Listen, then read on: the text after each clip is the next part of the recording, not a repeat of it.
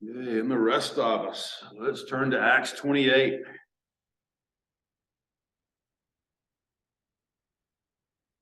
Acts 28.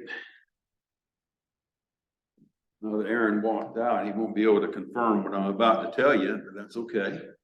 One of the things that now I've talked to most of the missionaries that have come through here that we have supported, that we do support, and one of the common complaints that they've heard me voice at one time or another, and most of them have agreed with this, but there is a comment or a thought process that is out there that has this mentality that if a person is going to a mission field, these guys are super Christians and God has ordained them to go do this mighty work. And it's God, they are just like the epitome of Christianity. Is it true? Good. I'm glad you said that. You can stay in service. There's this mentality among churches that is a mindset that people have. And it's a sad thing. And because of this, it's really hard for them to sometimes report back because they have to send these letters. And what a lot of churches are expecting is as they send these letters back, churches do not want to hear, here's where I'm struggling and I need you to pray for us. Churches don't want to hear, I've got these concerns, I'm having a hard time with this ministry, and churches struggle with this. Here's what they want. They want to hear success stories. They want to hear God is just blessing in these wonderful ways. You church, you're getting this massive return on your investment in God's kingdom. And a lot of churches want this. They want to hear all of the good success stories that are happening in a missionary's life. My comment to that is this is sad. It's pathetic. There is no one who enters any kind of Christian work who suddenly becomes more spiritual or more enabled because they've entered a certain ministry. And we shouldn't have a mindset like this. Those who go somewhere else have the same struggles, the same sin problems. They got the same issues that you and I have. But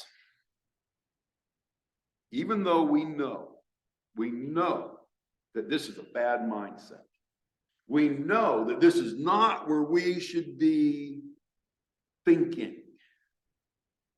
We should not be expecting people who go somewhere else to suddenly have these great and marvelous workings of God because they've gone to another area. But we do. Here's what we do.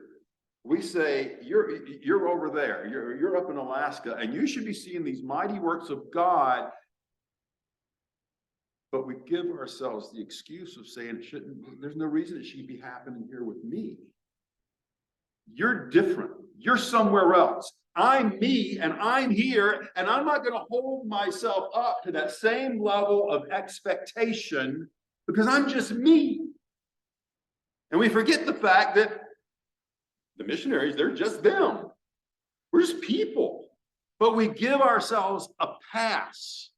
And just like, I will say this, just like someone going to a field, someone going off somewhere else, they should be burdened for their area where God has placed them. But people, you and I should be just as burdened for Huntingburg, Indiana, where God has placed us.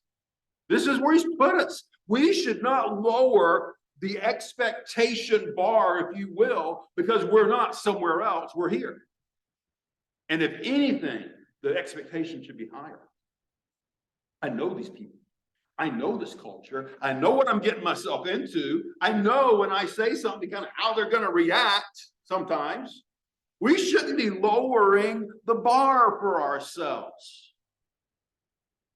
See, the location's not the issue. The issue is, what's going on in my heart? Where am I? What is my burden? Am I serious about being faithful to following Jesus? That's the issue. And I don't care if you're in Huntingburg. I don't care if you're in Timbuktu. The issue's all the same. Am I serious about following Jesus? That's got to be our passion. That's got to be what we are wanting to see. Now, today, we're going to be starting this last chapter of Acts. And this chapter, I'll just say this, it's going to end in kind of a strange way. It's like an abrupt ending, and you just don't know we don't know what's going on after this. It cuts really fast. But it's kind of a strange ending. But there's a common thread that flows through this chapter, and it goes with what we were just talking about. God uses all kinds of people. He uses all kinds of situations to further his work. It is not all about just the Apostle Paul. It's not that, and Paul, great man, great preacher, not minimizing the Apostle Paul. He was a fellow just like me. He's just like us, and he had his struggles. He had his sin issues. But God can use all of us. And he can use us in the different situations that he allows us to go through. Think about this. God allows you and me. He allows this. And I don't understand why. Because he could do a whole lot better without me getting my hands involved in it. God allows you and me to get involved in his work. He lets us participate. And he has to, in my mind, he has to kind of work around where I goof it up so he can make things come out right. He's a gracious God, but he lets us do this. And what we need to be willing to do is roll up our sleeves and get our hands a little bit dirty and get involved with people. That's the situation we're finding ourselves in with this text. So as we go through this chapter, what my goal is for us to see and desire to see God working in us and through us in other people's lives. That needs to be our passion. And I think that's what we'll see as we go through this text. So let's have a word of prayer, and then we'll look at this passage. Father, thank you for your goodness. Thank you again for loving us. Lord, thank you for being so gracious and allowing us to have a relationship with you. Father, I ask specifically for us this morning. Lord, would you please prepare each one of us as we hear your word, as we look into this passage. Lord, would you please minister to us? You know each and every need that we have represented here. Lord, I pray that your spirit would minister to each need as only you can.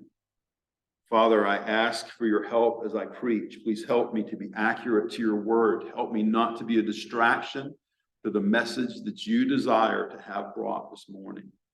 And Lord, above all, would you please take our efforts here and in some way glorify yourself today. In Jesus' name, amen. Okay, your handout, if you have one. Does anyone need one? We can get it to you. Okay, we got a couple. Al, if you could grab one down here. Anybody else? Okay. There's 3 points on this handout, 3 main ones. That's going to be 3 different weeks. So or under the handout, we got 3 weeks on this one. So the first thing we're going to see here is that God works through unexpected resources. Now, I used the resources, the idea there, he works through different means. God can use whatever he sees fit to accomplish his purposes. It doesn't have to be the way we want it. And sometimes, maybe oftentimes, it may not be the way that we expect him to work. But God is working. I've seen God work in people's lives around me by allowing me to go through tough times. And I step back from it and I look at it and I'm thinking, God, why are you doing this? But you know what? He's good. And he knows exactly what he's doing and why he's doing it. And I don't have to understand it. I don't have to get it. God is working in ways that we don't necessarily understand. There's been other times that God just provides through these unexpected sources. You have no clue how God got into their head to help with this. You just don't know. But God does these things, and he raises up some, he takes some out. He does what he wants to do because our God is not limited. He can do whatever he desires. And that's what we're going to see in these verses. So first thing, The reception by strangers. The reception by strangers. Chapter 28, starting verse 1. And when they were escaped, they knew that the island was called Melita. It's Malta, what it is today, Malta. And the barbarous people showed us no little kindness, for they kindled a fire, received us every one because of the present rain and because of the cold. These verses are easy to kind of gloss over. So let's just look at a few of these words, explain them, and then we'll come back to them. But the word it says at the beginning, they were escaped. Okay, that is the same word we have in the previous verse, that they escaped all safe to land. The idea with this word, the tense of it is a different one that you don't see a lot. It's called a divine passive. The idea being God did something that only God can do, and God worked in this situation. God was the one who delivered these people from this shipwreck. He delivered them. He brought them from danger and he brought them to safety. That's the first part of this verse. They were delivered. They were escaped, and God's the one that did it. Then they knew that the island was called Malta, Melita. They knew it. Okay, that word is not the learned by, knew from experience. This one is one where they figured it out. They came to understand that they were on Malta. Now today, if you look at Malta, and it's a little place, we'll cover it a little bit more of it. There is a bay at Malta, and it's called, for this reason, St. Paul's Bay. That's where they believe St. Paul ran aground, and this is where all of this stuff happened. This is not the normal port. About 3 or 4 miles down the island is this place called Valletta, and it's not, so this was not the normal place. They had to figure out where they were. Now, it's a small island, not hard to figure out, so they figured it out pretty quick. Verse 2 says that the barbarous people, okay. When I read about barbarous people, barbarians, I'm thinking of somebody in the jungle that's going to hunt for my head and eat me, or something like that. That's not what this is. A person was a barbarous person who didn't speak Greek. If they didn't know Greek, they were barbarous. Now, we know words like this, the word buzz. I forgot what that word is. There's a word that describes it. It sounds like it is, or sounds like what it's describing, so it's buzz. Barbarous is the same thing. It's barbar. Anybody that couldn't speak Greek, they were barbar. That's what the word is. That's how the word came to being. That's how we got our word. These people just can't talk because they don't speak Greek. They're ignorant. So this is the barbarous people. Now, one of the things we know about these barbarous islanders, these guys from history, they're superstitious. Now, don't jump on them too quick, because I'm coming after you with that word. These people were superstitious. Here's what they would do. Because they're this little island in the middle of nowhere in the ocean, whenever there was storms and people would wreck, sea wrecks, these barbarous people, they would assume that the gods were against them. And if the gods were against the people on this ship, they don't want to offend the gods, so they're going to help the gods and they're going to kill them. If they wreck on their island, they're dead. Now, some of them could come out better and they would be enslaved. But this is what these people on Malta were like. This is their tradition.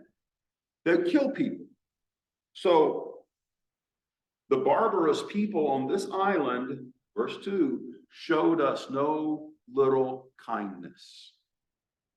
There's an understatement. These people who would normally have killed the people on that ship or made them prisoners, they went out of their way to help them. God used a very unexpected source to help his people because these people showed them great kindness. They personally pushed for it. They helped the prisoners, they helped the crew, they helped all of them. Again, verse 2. They showed them no little kindness, for here's how they did it. Here's how they showed kindness to Paul and the rest of them. They kindled a fire. I've read this for years. You read that at first, you think, well, okay, kindled a fire. That's really nice. I'm sure Paul appreciated having a fire to warm himself by. That's a very kind thing. Keep something in mind. They kindled a fire and received us, every one. Think about that. Over in chapter 27, verse 37, there were 276 of these people. And they kindled a fire to warm up 276 people. Think of what's going on around them right now. They're in the middle of a hurricane that has just tore apart their ship. There's rain that's driving. It's cold, it's wet, and they're making a fire to take care of 276 people. This is huge. This is something that would have taken a whole lot of work to get done. I can't picture it outside. Maybe somehow they did this, but if they got them inside, 276 people with the fire to take care of them. These people are being exceptionally generous to the people on this ship. So I hope you can see, as you look at this verse, how generous these people are. Now, the word that's not used here is the word we have in other parts of the New Testament, is hospitality.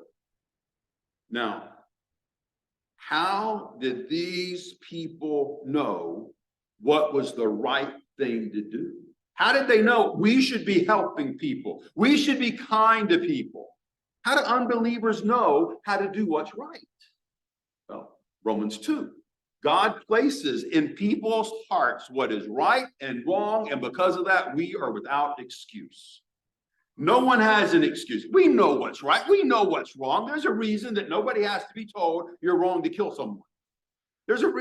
God places that in our DNA. We know a lot of what is right and what is wrong. In this case, they knew it is a right thing. It is a good thing for us to show hospitality. Okay. Let's make sure we understand this word. Hospitality is not me having you over for dinner and friends just hanging out together and having supper. That's not hospitality. Hospitality literally means a love of strangers.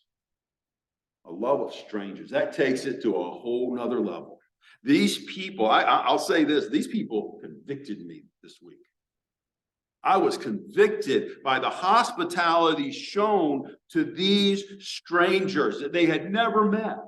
And this hospitality, this is something, whether we like it or not, it is not suggested for us. It is required in Christians. We are commanded to be hospitable. Those in leadership, in order to be in leadership, this should be a character quality that you have.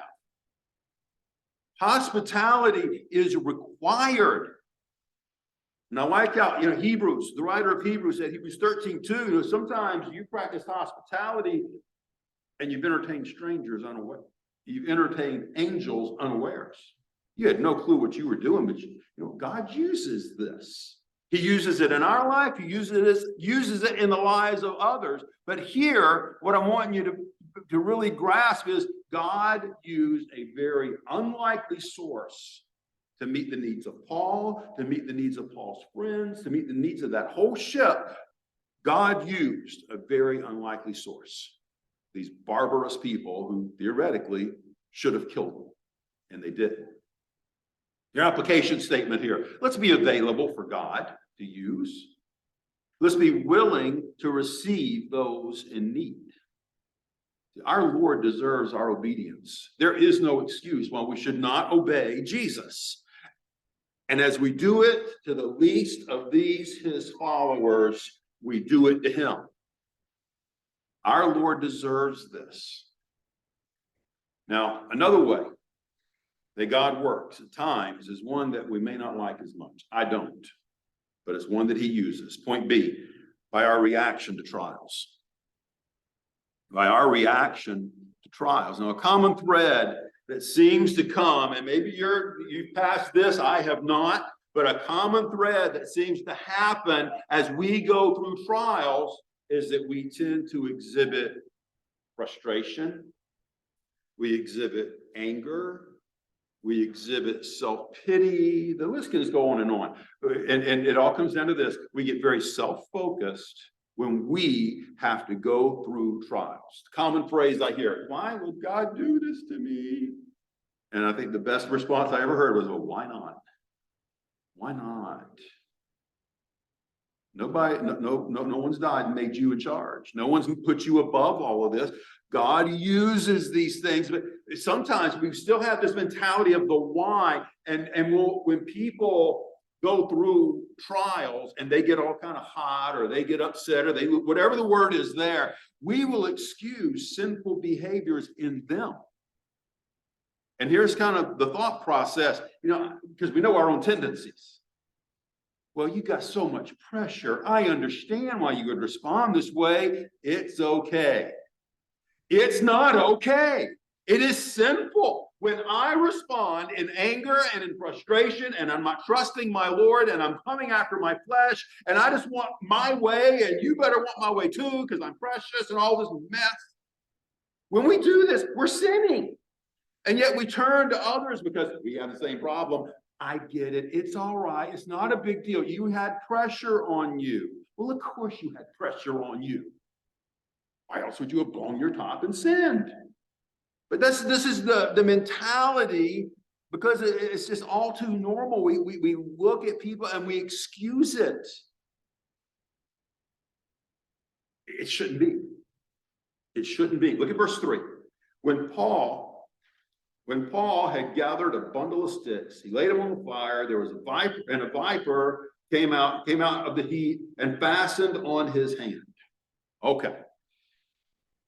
This is not what I'm about to tell you. This is not the main part of this passage. This is just a side thing. I want you to just notice, Paul is busy doing menial work. Do you realize that gathering firewood was what servants did? That was like, it would be kind of like me telling you, I need you to go out and clean the bathrooms. This was kind of like the low stuff. Nobody wants to do this. Nobody wants to pick up the garbage. Nobody wants to do the low work. This, gathering sticks, is servant work. And what we see with Paul here is he's a humble worker. And I appreciate that about Paul. We see this all through Scripture. That humble worker mentality should describe everyone in this room. There should be no task that is too small for us, that is too menial for us. We should be willing to pull our weight, do our part to further, in this case, this ministry, but to further the cause of Christ. There should be nothing below us. It says that he gathered a bundle of wood. I've seen bundles of wood sold. And sometimes I look at them and I think, you're making a lot of money on this, because it's about this big. You pick it up, you toss it, it's nothing. That's not this word. A bundle of wood was a huge armload. It was a massive pile of wood. Paul was working. He was doing what he could to help people. So I guess, my question with that little side thing is, are there any jobs that are beneath you? Anything you're not willing to do? Any people you're not willing to help? There should be nothing that is below us. Think about that. So this verse that we're reading here, this has been a constant source of attack for critics for centuries. They hate this verse and they use it to say the Bible's not accurate. Here's why. Today, and for quite a while, there are no poisonous snakes on Malta, on that island. There's none. There are no wood sources, really, on that island. You can't find wood. You could not build a bonfire today from the wood that is on Malta. There's no wood there. So the critics say this verse just could not be true because the resources, they aren't there. It doesn't support it. Well, remember this, before you start questioning the word of God, you might want to rethink that and look at some details. It's been 2,000 years since that island since Paul was on that island. And Malta is known for something today. It is one of the most densely populated islands on the planet. This island is 10 miles by 12 miles. So you just imagine an island from here up to Walmart Square. And if you remember, when we looked at pictures earlier on the Sea of Galilee, 13 miles long, you can see the end of that lake with no problem. 10 miles by 12 miles is nothing. There are 500,000 people on that island. That is a densely populated island. I'm going to tell you what's going to happen. You get 500,000 people starting to come into an island and they see a poisonous snake. I know what I'm going to do with that poisonous snake. I'm going to kill it. So why are there no poisonous snakes? That's not hard. They died. Why are there no wood sources? You got to have homes to put 500,000 people. And that didn't happen in this century. It has gradually gotten very, very crowded. So those critics, they're wrong. Okay, so it's not a logical argument. So back to the text. Here we see Paul's trial. Everything we've been looking at here is trial, storms. In chapter 27, the storms of life. Here's one that Paul's going to. He gets bit by this poisonous snake. This is no fault of his own. Paul didn't do anything, he wasn't going out and being a daredevil. Nothing was happening weird. Accidents happen. Things happen in life. This is what happened here with Paul. So look at their reactions. Verse 4. When the barbarians saw the venomous beast hang on his hand, they said among themselves, no doubt this man is a murderer, whom he's escaped the sea, yet vengeance suffers him not to live. And he shook off the beast into the fire, felt no harm. Howbeit, they looked when he should have swollen up. He should have fallen down dead. But after they had looked a great while and saw no harm come to him, they changed their minds and they said, he's a god. These people are weird. These people, if I had to think of one word to describe their reactions, that word would be superstitious. Totally superstitious. They look at Paul and they look at this calamity and they say, well, surely he's guilty of something. Surely he's done some great misdeed. He's got a gross sin and he's being punished. Now, if you look at verse 4, where it says, vengeance suffers him not to live. Vengeance is a proper name. Another word that would fit there is justice. The Greek word is called dike. It's a symbol. It's a person. It's a goddess that they had. And I'm going to describe the picture of that goddess. You see if you can figure this out. The picture of their goddess that is described by that word vengeance, it was a blindfolded woman holding scales in her hand. Sound familiar? We took the same symbol. That's what we say is justice. That's where it came from, this Greek word. And that's the picture. It's from a goddess. What they're saying in verse 4 is the gods are not allowing him to live. The gods are against him. Hence why, if the gods are against him, we're going to normally kill these people. So they're saying Paul did this horrible thing and he is guilty of something. We know they're wrong. They're not right in what they're saying. We get this best biblical example, what the ladies are going through on Tuesdays. Job, you've committed some great sin. Job, you're wrong. Job, God is punishing you because you're going through trials. Job had done nothing wrong. Job was fine, but they were judging him guilty because of his trials. Look down in verse 6. Howbeit, they looked and he wasn't hurting. Nothing was wrong. That quick, as they saw Paul go from bad to good, they changed their minds that fast. That word that we have for looked, that word is they watched expectantly. They knew this guy had just taken something into his body and he's supposed to fall over. And they're watching. They want to see it. They want to see him die. They're watching. They're anxiously looking. And the word, the tense of that word is it took a little bit of time. They watched for a while, just waiting to see, are you going to swell up? Are you going to keel over? Are you going to do something weird for us? And nothing happened. Literally, the word that no harm came, no harm, they saw no harm come to him. No is that the most absolute negative you can get. And literally, absolutely nothing was out of place is what those words mean. So right now, things are going Paul's way. So, since things are going his way, he must be a god. Were they right? We know they're not right. Paul knows they're not right. In both instances, they're wrong. They looked at circumstances and they judged that God's view of him was either good or bad based on the circumstances. And I'll say this for us, at best, it is problematic to read divine communication into circumstances. Because you're going through this, surely God thinks this. You're wrong. Now, what you're coming down, maybe there is some judgment happening, maybe there's correction, I don't know. But we're wrong to try to put ourselves in the place of God to determine what somebody's circumstances mean. We need to keep our mouths closed, and we need to control our thoughts and not go down these paths.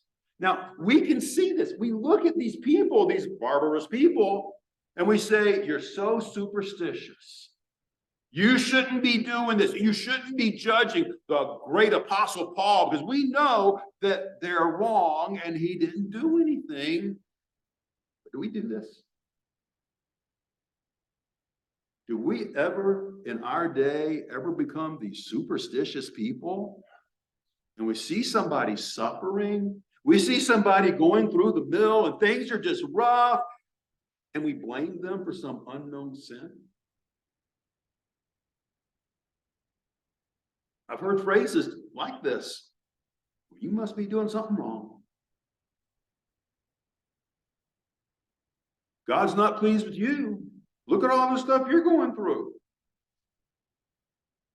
We're not seeing, we're not visually experiencing outward success, so God can't be blessing your life. You don't have God's favor in your life. Whatever the phrase may be, I've heard these statements get made among Christians. And when we do this, we're just as superstitious as those islanders were on Malta. There's absolutely no difference. Okay, what about on the positive side of it? Things went Paul's way. Paul is doing good. A snake bites him and he doesn't die. Paul is one awesome guy. Things are going his way, so he's a god. Okay, today we wouldn't say that. We would say, God is blessing. That guy must be right with God. Really? Is that what determines what's right with God? Okay, let's look at it from a church level, okay? If your church is growing exponentially, God is blessing that church. Do you know what the fastest growing church is in our nation? It's the Mormons.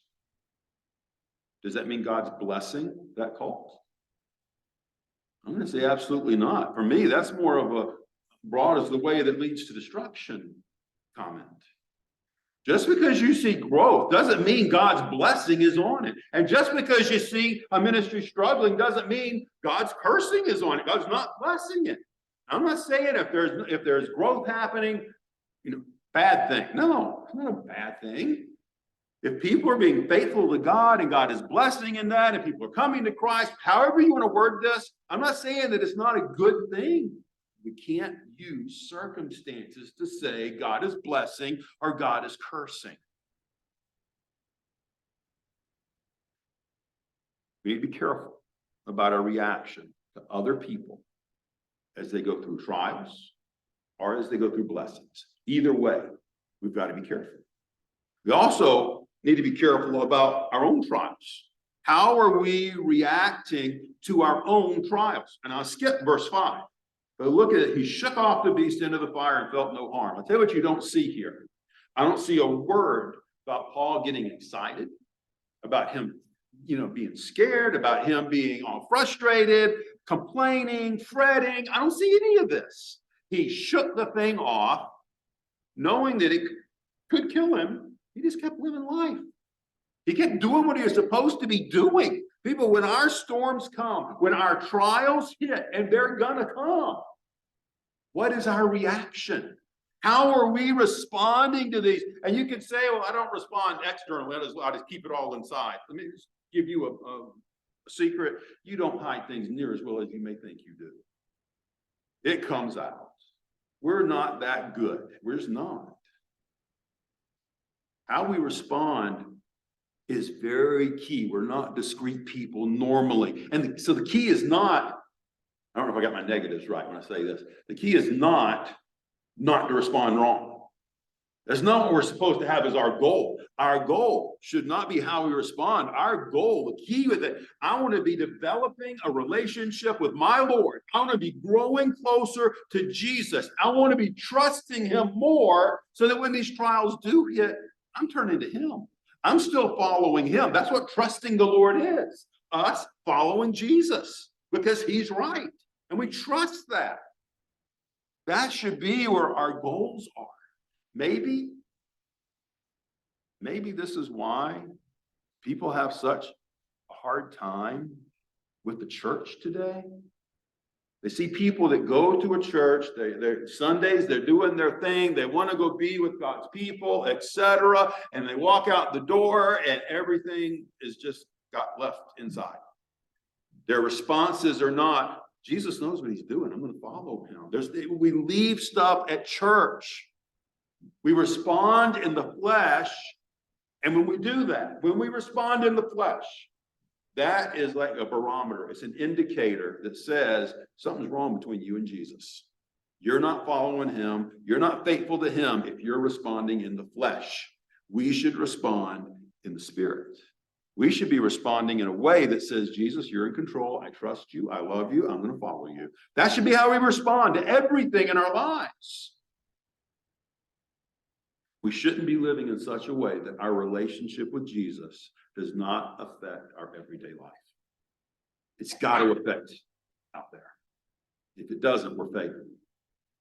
Your application statement. Let's commit to respond to trials. And those trials can be our trials, can be others' trials, in a manner that is pleasing to the Lord. That's part of our worship to him. How we respond in trials is part of how we show our love to him. He deserves our praise. He deserves our thanksgiving, regardless of the trials that we go through. He deserves it. And it's not just our trials. It can be others' trials as well. Let's look at that. Point C. God can work through others' reversals. He can work through others' reversals. Verse 7. In the same quarters were possessions, like land, goods, his estate. In the same quarters are possessions of a chief man in the island, whose name is Publius, who received us and lodged us 3 days courteously. Now, the word that it uses here for the chief man of the island, that is the word that we see other places for someone who is appointed as a ruler by the Roman government. This guy was an uppity up with Rome. And really, when he received them, to a point, he didn't have a lot of an option, because that's what Rome required of its governors, who they put in place. But it says he received, literally received up to the limit. He welcomed these people and he lodged them. He treated them as guests. Now, again, all logical. If he's appointed by the government, he would be required to take care of the soldiers. He'd be required to take care of their prisoners. And I guess anybody else on that boat, they were just along for the ride. But it says he kept them 3 days. I am assuming, I don't know this. I am assuming he did not say, okay, I'll take care of you for 3 days and then you're on your own, get out. He took care of them 3 days. Keep in mind, they've been in a hurricane, the storm. They come into this place, they stop, the storm keeps going. I'm assuming after 3 days, the storm's gone. So he doesn't need to take care of them as much anymore. The storm passed. I'm not sure of that. But for 3 days, this man generously took care of all, in my opinion, 276 people. He took care of all these people. This is a big deal. Verse 8, came to pass that his father Publius, lay sick of a fever. That word is plural, by the way, fever. He lay sick of fevers and of a bloody flux, to whom Paul entered in, prayed, laid his hands on him, and healed him. The guy's dad was having these recurrent fevers. I don't know if you've ever had those where you're hot, it breaks. You get hot, it breaks. You get hot, it breaks. It's miserable. That's what he was going through. And he had dysentery. This man's hurting. This is not, far as we can tell here, he was not a believer. He wasn't a follower of Jesus. But he is going through this sickness, this struggles. And get this, God allowed this. God let that man who didn't know God, he let him go through all of these struggles to the point of death. And then he sent Paul to him. He let Paul come into the picture, and he used this man's storm. He used someone else's problem to promote the gospel. And if you really think that Paul just said, okay, you be healed, and that was the end of the story, you don't know Paul. Everywhere Paul went, he would do these miracles and he would preach. These people heard the gospel. It says here, Paul prayed. He prayed. He knew the source of his power. It was God. It wasn't him. And then he laid hands. He let other people know, here's my source. Here's what's going on. It is God who did this. And then he healed the guy. And that healing, the word there is immediate and miraculous. That healing happened immediately. I would say in an area like this, really fast, you had 275 people who knew what Paul had done. They knew the miracle that had just happened with this fellow, and it's going to spread fast. Now, as a quick aside, why the miracle? Why did he have to have this miracle that happened? All through our New Testament, the miracles confirm the messenger. It happened with Jesus. Jesus would preach. He would do these miracles. It confirmed who he was. It confirmed what he was doing. He conferred that to his apostles. That's why in 2 Corinthians 12:12 and Hebrews 2, 3, and 4, you have him calling these signs of the apostles, the signs of an apostle. So he was doing these signs of an apostle and confirming Paul's message. God allowed it. He let these people heal. He let them raise some from the dead. They spoke in languages they had never heard. The other apostles did the same thing. So that's what's going on with verse 8. Verse 9. So when this was done, others also, which had diseases in the island, came and were healed. You got an island that's 10 miles by 12 miles. Word's going to spread fast. You can see from one end to the other, unless there's a hill in the way. You can see all these people. Word spread, and the word came repeatedly. They just kept on coming. They didn't stop. These miracles were happening, and the word spread fast. Now, it is interesting. Here it says they were healed. That's a different word than verse 8, where they were healed. Verse 8, the word is instantaneous, miraculous healing. The word in verse 9 is one that is where we get our word therapy from. It's more of a medical process. Is Luke involved with some stuff? I don't know. But the word, and am I saying that miracles didn't happen? No. But it's for whatever reason, we have a different word being used. It was more of a medical ministry that was going on. So Paul is here with these people for 3 months. 3 months, Paul has got people coming to him. I'm going to tell you what was happening. There was a lot of preaching. There was a Bible college that was it was ramping up. And he was teaching these people about Jesus. And it was a crash course. Verse number 10. These people also honored us with many honors. They treated them like dignitaries. And when we departed, they laded us with such things as were necessary. So they treated these people like royalty, and then they supplied all of their needs. Remember the shipwreck. Everything they had was gone. They had the clothes on their back. When they left, they had their food, they had their clothing, they had everything that these people could possibly give them to help them. God used a storm in the life of an unsaved, no-name man to further his kingdom in life. God can use whatever he feels like using. He is the one that's in control. Now, granted, Paul helped. Paul helped. He preached Jesus. God allowed Paul to get involved in the process. And you know what happened? A church was formed. Now, history, tradition says, Publius, whatever. Publius was the first pastor of that church. I don't know. But a church got formed on that little island because God let a man suffer. Okay, what does this matter for us? Let's you and me be really, really slow to judge somebody else's story. I don't know why you're going through what you're going through, but I need to be there to walk beside you and to love you through it and to help you through it, not to condemn you, because surely God must be upset with you. Let's be cautious with that. Let's be willing to come alongside people. You realize that God can use us when that happens to help build his kingdom, just like he did Paul? We can come alongside and be a blessing to others. Because God can use that to direct people to him. I want to be a part of that process of building his kingdom.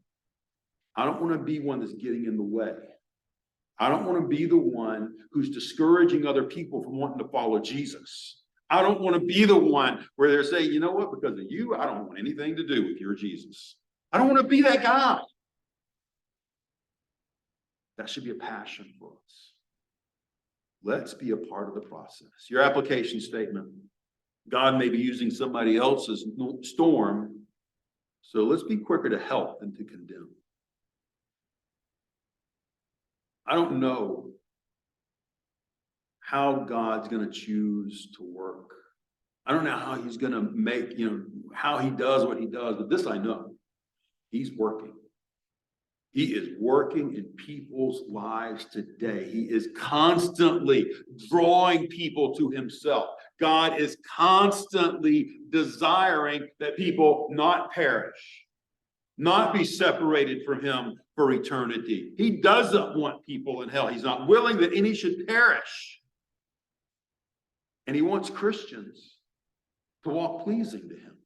He wants us to submit to the leading of his Spirit, not grieving the Spirit, not quenching the Spirit. He wants us to walk with him. And all of us, regardless of what stage you're in life, in your spiritual journey, all of us, we need to submit. All of us. Whether that's submitting to Jesus for salvation, whether that's submitting to Jesus for continued sanctification. Whichever it is, we need to submit. And I guarantee you this, if you will sincerely come before the Lord and say, God, would you open my eyes where I need to submit? I want to glorify you. That is a prayer that honors him, and he's going to answer it. And he'll push your buttons. And we need to submit to what he shows us. Let's stand for a moment.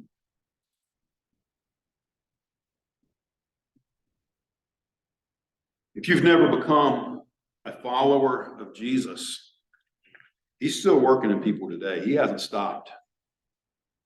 If you're concerned about that or curious about your status with him, he's working in you. And you need to respond to him. We would love nothing more than to help you with that. Christian, let's strive with the Lord's help to allow God to use us in any way he desires. God can work through any situation that we find ourselves in, and he desires to. Let's ask him to help us be faithful, help us to be committed to following him. You do business with God as he would lead.